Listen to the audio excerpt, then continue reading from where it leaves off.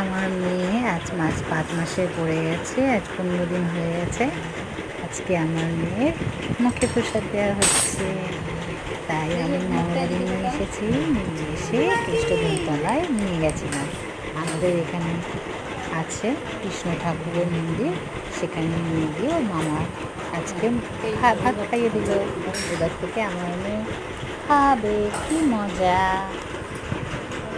যখন খাওয়াবে তখন চোখ বন্ধ করে নেবে, ব্যাস।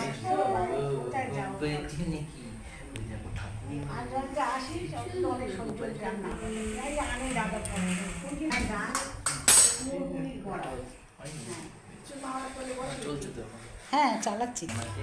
দাও মামার কাছে দাও। কে খাবে এগুলো? হ্যাঁ, কে খাবে এগুলো? এই যে